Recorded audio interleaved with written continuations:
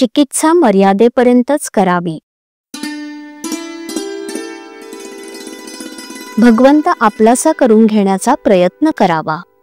अभिमान सोडून जर असा प्रयत्न चालू ठेवला तर सद्गुरु कृपा झाल्याशिवाय राहत नाही.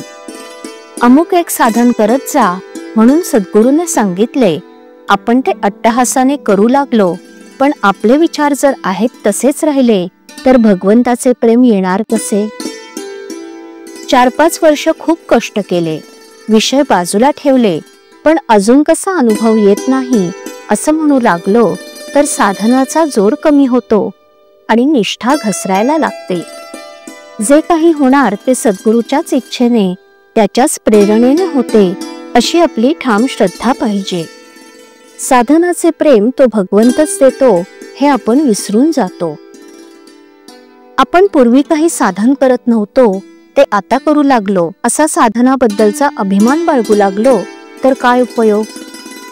सद्गुरूच्या पायावर एकदा डोके ठेवले की काहींचे काम होते.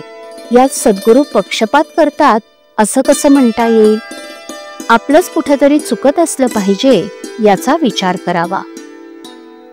आजवर देवाचे नाव घेणे बरे असं वाटत होतं, परंतु घ्यायचे काही जमले नाही.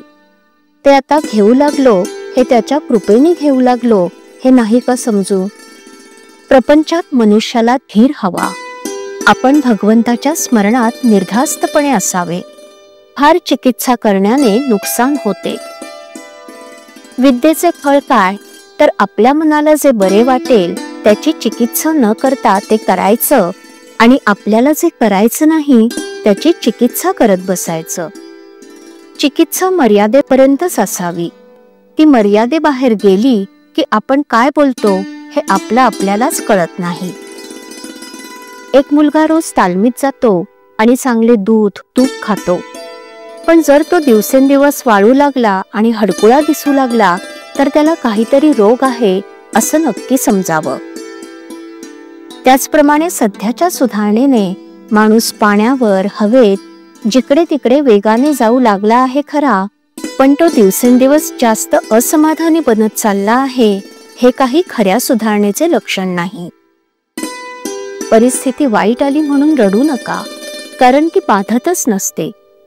कोणत्याही काळात कशाही परिस्थितीत आपल्याला आनंदरूप बनता येईल. आजपर्यंतचा आपला अनुभव पाहिला तर आपण केले असे थोडेच असते.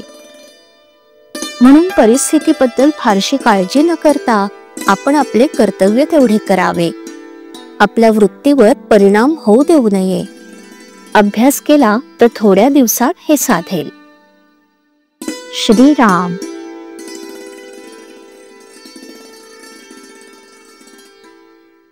श्रीराम जय राम जय जय राम. श्रीराम जय राम जय जय राम. श्रीराम जय राम जय जय राम. श्रीराम जय राम जय जय राम.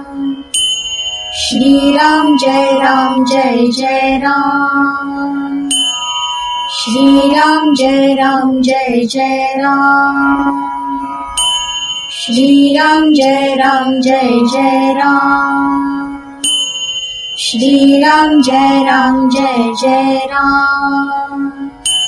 श्रीराम जय राम जय जय राम.